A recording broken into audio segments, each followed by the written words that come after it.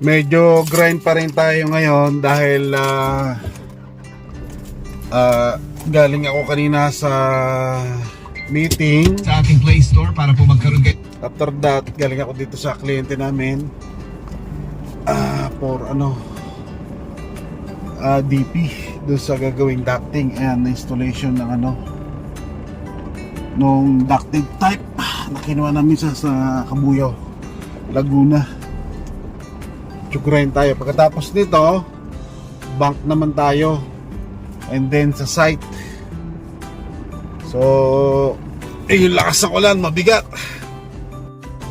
yung lakas ng ulan, walang puknat. Dapat magmumotor sana ako para less gasoline, pero ito, salamat, thank you.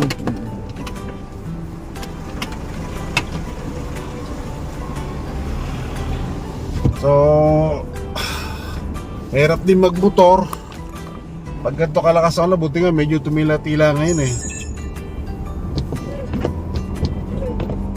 After this site naman tayo, and then pagkatapos ng site makita natin yung ginagawa ng team.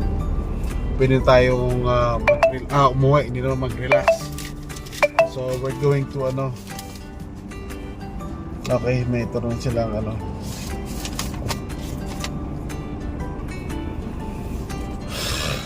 wala yung kasama natin kasi masama rin ang pakiramdam.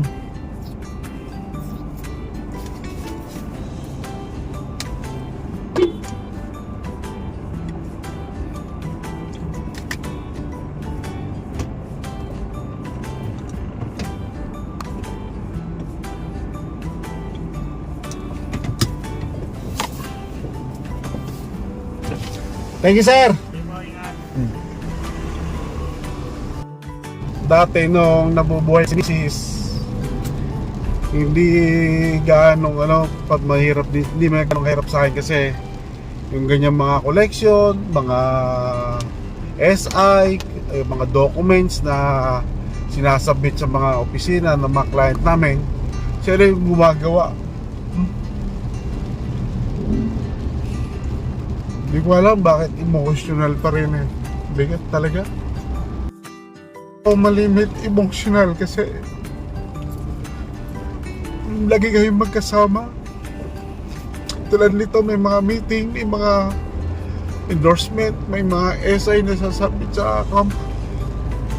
Hindi ko siya maalala eh. Kasi siya yung ginagampanan yun mostly lang. Parang ako driver ang technical, pero siya talaga pati technical. Magaling na talagang magaling na asawa talaga. Sayang lang, napakabata niya nawala. Kaya masakit doon eh.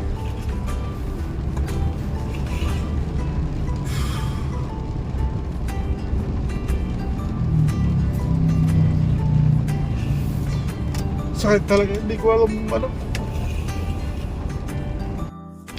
Alam mo yung asawa mo, nakatuwang mo sa lahat. Yung paakamay mo siya. Lahat ng transaction, kasama mo siya. Talagang go and go. Wala siyang, hindi toxic na babae. Kahit saan mo siya kalad ka rin, kasama talaga, nasama siya. And regarding sa business namin, kasi tandem talaga kami. Bukod sa mag-asawa, parang barkada na rin, tropa. So ito, makabigat. Nag-iisa ako. Lagi kong naalala talaga, nagkakamali ako minsan. Yung mga tulad to, may mga collection kami.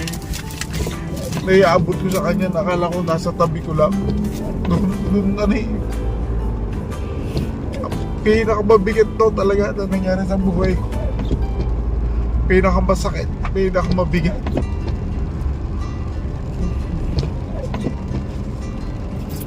Kaya pala minsan yung iba, ako pa, in my own opinion, naiisip ko, sinisisik yung mga tao na yung mga nagpapakamatay. Yung sabi ko parang parang napakatanga, napakabobo. Pero yung nangyari sa akin, kaya ngayon, pwede pala mangyari sa tao. Sa totoo lang, hindi mo isipin, pwede mong kitilin ang buhay mo.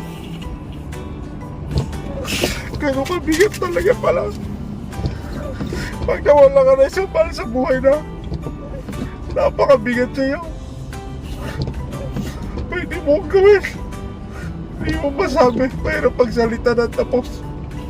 Ang yung taong easy lahat sa akin ang problema, pero itong nangyari sa akin ngayon na nawala ang partner ko sa buhay. Hindi na financial problem yan. Yung emotional, yung ano kasi siya eh.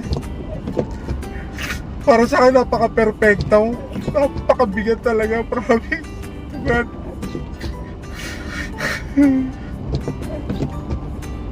Bangko naman tayo kasi lakas ng ulan eh, ay tumigil talaga ng ulan. Ito na yung may kabit ng tropa.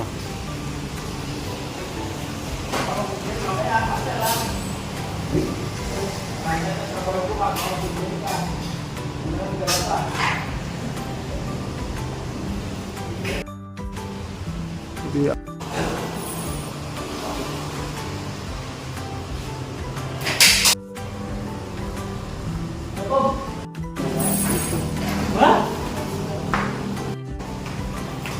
Ito yung kitchen hood nila rito. Ang problema, pa-diretso na. Dilabas ang sentrepugal nila. Diretso.